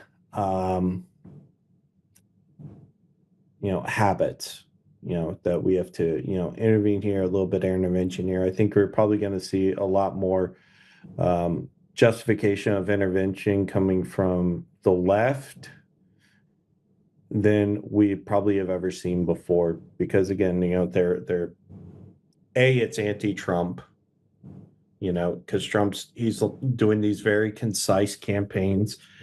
He's Venezuela within a couple hours. He hasn't committed a full force to Iran. I would argue he's actually been very successful so far in taking out the Iranian regime, which does not represent the Iranian people, the Persian people. There's a reason the IRGC flag is written in Arabic as opposed to Persian. So just some food for thought. No, it's all good. It's all good. And then you brought up Iran, so I'm just going to ask this one. Are we going to pay to rebuild Iran also after we just bomb the shit out of them?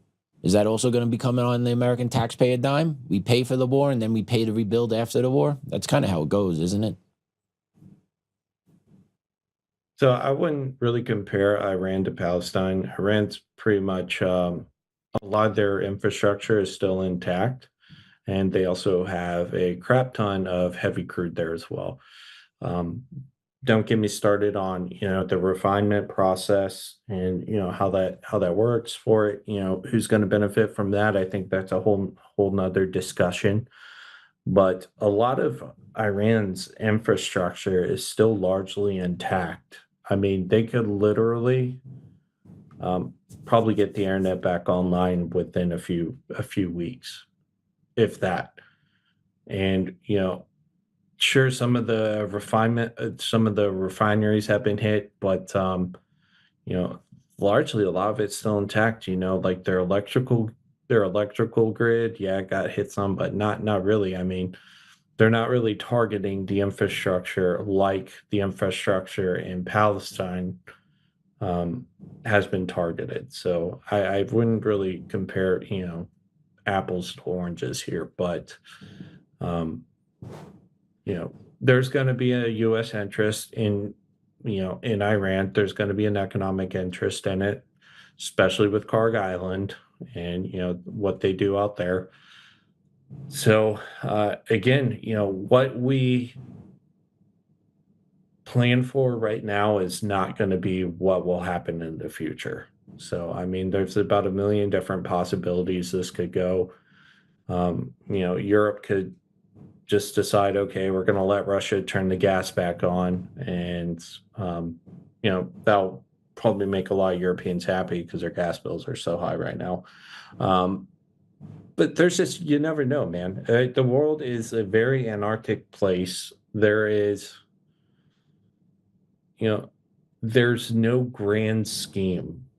It's just very transactional. And that's probably the one thing I will agree with Obama on, is that that's probably far scarier for people to imagine than, believing that the world is controlled by like some, black robed cabal sitting, in this, dungeon from under the temple of Satan, calling all the shots. So I think we might have some viewers that disagree with that. I think there would be some people that'd be like, nope, there is a room of black coat, cloak, dagger people in the sin underneath ground worship. I guarantee there's people that believe that. I didn't believe that up until about 2 years ago, but I believe there are definitely puppeteers behind the scenes. There is no way our leaders are this stupid and this inept to get us into the positions we're in. There's no way. A lot of them are compromised, and right. So who compromises them? Who's got them compromised? Puppeteers.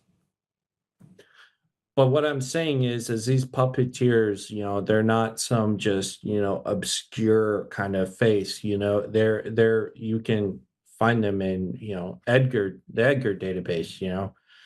You can find them on incorporation documents. These people are not really in hiding. I mean, Sir Ronald Cohen. Yeah. People always talk about the Rothschilds.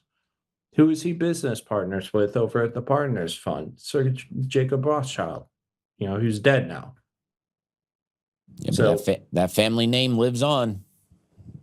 Those principles live on from them, do they not? Yeah.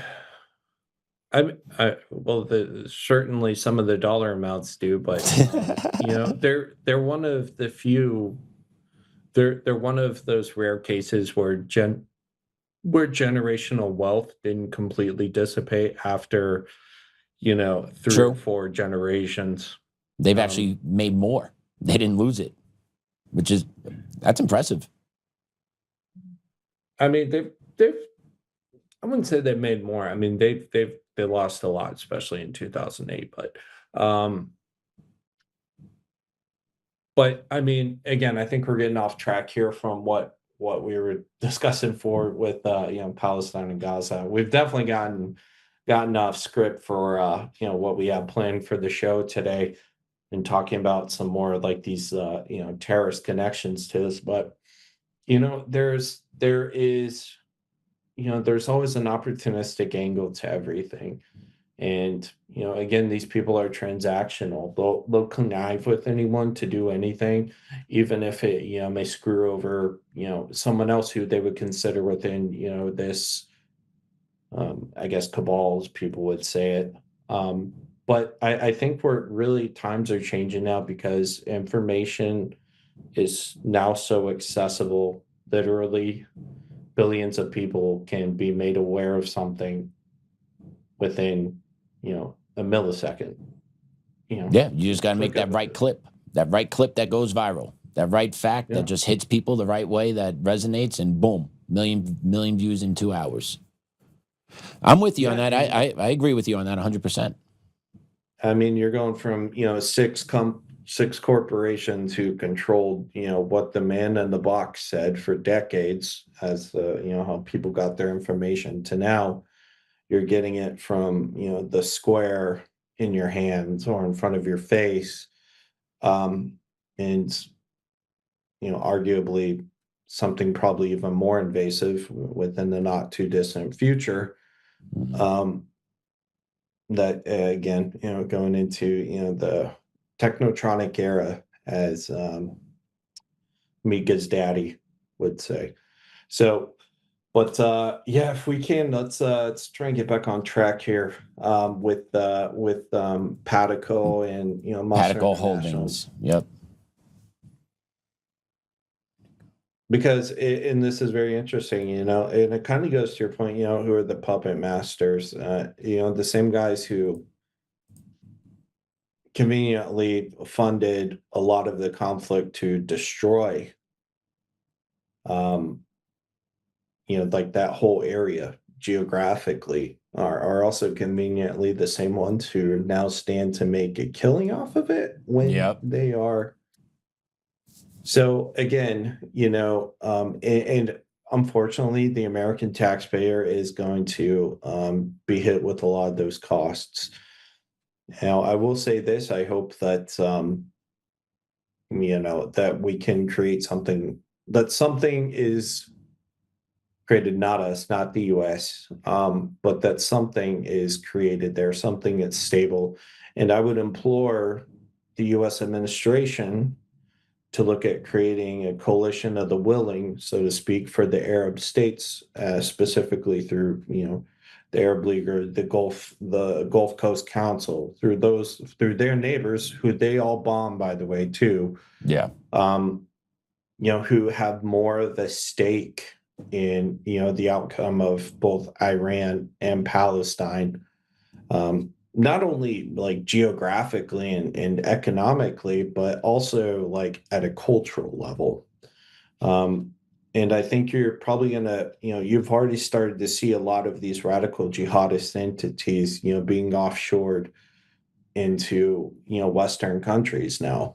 And a lot of these Arab leaders, this was, why they were so strict on it to a degree, within their own countries, specifically the UAE. Qatar, not so much. Qatar is actually very, very much financially involved with Pataco. As a matter of fact, Bashar Masri. We got their board of directors. Let's put it up. Yep. Right, Patago board of directors. There you go. Yep. There's Bashar Masri right on top. And who is that? His son next to him, his brother, who's Sabi? Yeah, Master? It's his brother. It's his brother who's actually arguably even worth more. And that's his son as well. Oh, below him. Yeah. Hissam Masri. Wow. Yeah. Family-led business. And if you go into some of their other filings, you'll find links to the Makati family, which is the Lebanese PM, who's a big Hezbollah fan. And remember, Samir Hulile, who worked for Sir Ronald Cohen at Ramallah Bank, was also the cabinet secretary for the Palestinian Authority. in the mid 2000s. So he himself is very well connected, and he himself actually owns a business with the Makati family, jointly owns a business with the Makati family, which is registered in Jordan. And, I think the Makati family in one group is, probably a segment for another day. They're on the mind map, by the way, connected in with Iran cell in Grameen. But basically, what I wanted to highlight here with Patico is, in this Gaza redevelopment, is that I hope people follow this lawsuit closely. I think there's going to be a lot of information revealed within it. I think it's going to be dragged out over time. I think more people will be added to it, probably within the U.S. as well, as more information becomes publicly available. And there's a definite dynamic here. Bashar Masri was even alleged to have played both sides of the fence politically. He allegedly flew around one of the advisors to Trump's envoy on his aircraft to do a hostage exchange. And he was allegedly a critical part of this within the Trump administration with this hostage exchange. But on the same token, Samir Hulile, his mouthpiece, his puppet, who they had put in there to be the governor of Palestine, was the guy who actually physically walked into the Biden White House and walked out with Biden's blessing to effectuate this program, which would have very handsomely rewarded a lot of the friends, a lot of the mega donors for the Democrat Party. Specifically, again, Alan Patrickoff and Sir Ronald Cohen. So I think when you think about it like that, it's really easy to kind of see it now, and how these people kind of operate. Again, they're not operating in the shadows. They're very transparent about it. Just people get distracted. People have a tendency to want to just, cognitive bias to, reaffirm their position as opposed to be introduced to new, possibly even information which is contrary to their opinion on something. So I think if people just pay attention to it, just look at something objectively and think critically. I mean, Jesus, man, there are so many people who just, they see something in that millisecond, that cognitive bias kicks in, and they just, bam, hit that like button, and retweet it, spread it out to like a million other people, without asking, where's the information coming from? What's the source of the information? Is it AI? For instance, one of the mainstream news channels, I'm not going to say which one, just literally aired an AI propaganda video, which again came from Mayor News, of the Iranians allegedly boarding another tanker vessel, Iranian Special Forces. And it was the most AI thing I've ever seen. And they put this up on a mainstream channel.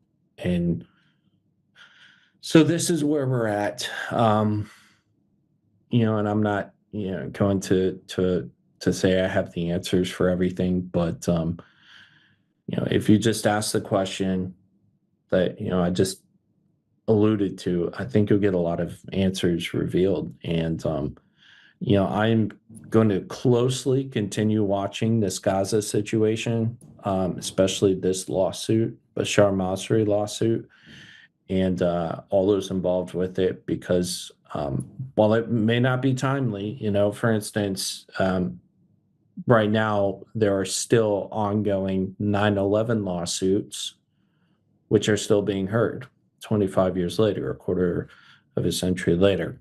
So, but I think, I think this is really going to have some effects downwind politically.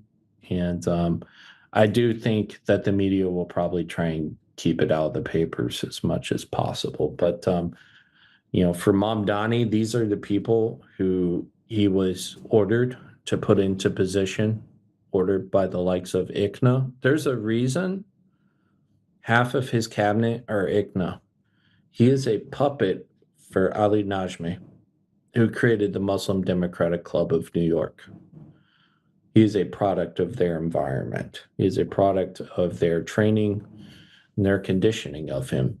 And he is one of many, and they are going to come in at the local level, and they are going to propagate the state level, and then they will move at the federal level. And he already he moved the needle in New York already. He got Hochul to agree to tax second homes that are worth more than $5 million. So he's starting it.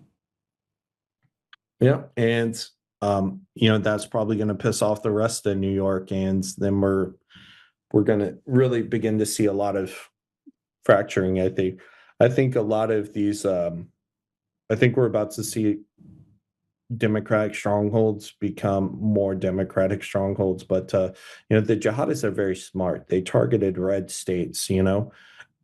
Pure Hands, one of the entities I was looking at, which ended up shelling out more than $200 million in 2024 alone through charities to al-Qaeda in Yemen. It's literally run by a dude named Salah Bates. He has an anglicized name, whose brother was an al-Qaeda Arabian Peninsula leader who was drone bombed. And, this guy gets, hundreds of millions of dollars a year from the U.S., and they're filed under 501c3 religious exemption donations. So they don't even have to declare where their donors come from because they're funneling it through the mosques. Same as churches, did for decades. So they're essentially using our own systems against us now. They've learned to adapt to them, and their intent is different. Their intent is different than what the system was founded on. They're registered out of Texas. CARE was. We know CARE out of Texas. We know CARE. Mm-hmm. We know CARE. Product of they were initially registered in Texas as well. The Muslim Students Association was, or ICNA actually too, for that matter, were incorporated in Florida actually. Now, granted, those were under Democratic leadership, administrations, but right. They're still incorporated there to this day. And, it's become like this Republican stronghold now, but yet you still have like all these jihadists going there. Like, I can give you the address in Sac City, Texas for, this organization, which also runs, this dude in Sac City, Texas, Dallas, we're outside Dallas, Fort Worth. He owns a coffee shop in Karachi, Pakistan, which ships their coffee directly from the province in Yemen called Rema. Now, what does that really sound like to you? Precisely. Has anyone looked at this? No. Do people know about it? No, most people don't even know where Karachi is on a map. Mm-hmm. But I'll tell you what. That guy, he lives in the Metroplex. He actually lives between Dearborn and Dallas as well. Dearborn, just give it to Canada at this point. No argument here. It's so hostile how they use our own system against us, and we don't stand up to shut it down. That's what I've noticed, is that they have learned to use our system against us, our language, our laws, our courts, against our own self-interests. And it sucks. And this is how they co-opted the left. See, the left is arrogant, but they don't have any type of moral baseline. They think they do, they assume they do, but they don't. And so this makes them very malleable when it comes to, you know, people who actually do, people like, you know, radical jihadists, say what you want, but they actually, and it, you know, they have a baseline that exists outside of, you know, their own subjective interpretation of, you know, culture, laws, marks, whatever. You know, they have so much books and literature and like such a rigid training program. It's an occult, It is. really. It is. It's their And religion. They have nothing else. That's what they hold up above everything else is their Marxist principles. And just a real short one, it's so blatantly obvious in your face. If you go to a public school and you talk about Christmas or your faith, you're in hot water. But if you go during Ramadan, Muslim students are encouraged to go to prayer rooms. They get Ramadan meals sent home with them because they fast during the day. And leftists are like, yes, that is what our society is supposed to do. And at the same time, the left say, yes, you shouldn't be talking about Christianity in school. That's not fair. But yet they don't understand that you need to keep all religions separate from church and state, not just keep Christianity out. You keep Islam out. You keep Judaism out. You keep Hinduism out, right? But they don't see it that way. They see it as a way of subverting what America was founded on, which is Christianity. And they want to target Christianity through the court systems. And that's what they've done. well, and you know, they did a lot of this through the church too, as well. Specifically, if you go back to Pope Paul VI and you know, Montini, who was actually became very good friends by his own admission. He became very good friends with Saul Alinsky, and this is really when you start to see a lot of like the more contemporary liberal ideology begin to flow within the Catholic Church, and almost all of like these interfaith organizations now, like the International Religious Freedom Roundtable, they're almost entirely controlled by the jihadists now. And that's just a point of fact. A lot of them come from Jamaat-e-Islami, you know, the South Asian side. They have this whole ISI apparatus, which assists them. They get a lot of Qatari funding. And let me tell you something, Qatar, they have no problem funding both sides. You know, it's the strategy attention. It's, you know, conflict is profitable for these people. So I don't have any real faith, you know, kind of as a sidebar here, I don't have any real faith that Asim Munir and Pakistan are negotiating in confidence. I think they are cutting deals and trying to save face. But anyways, I digress.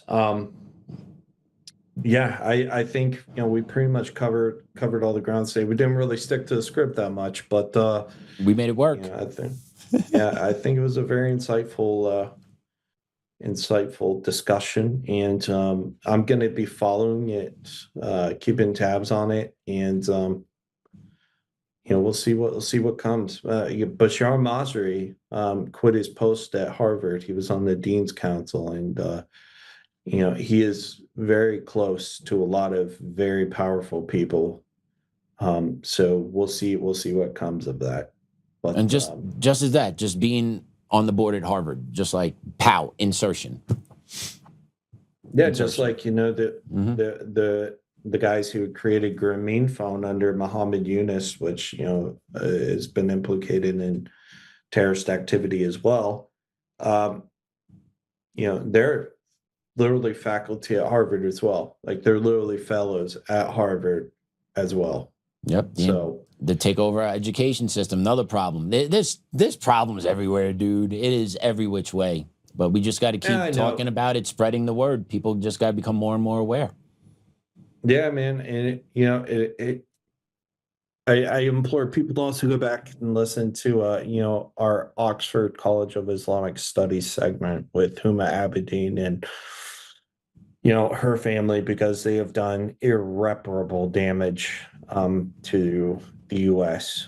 as well. So, you know, again, go back, listen to those earlier episodes, and, you know, a lot of that information and that network will make this a lot more consumable.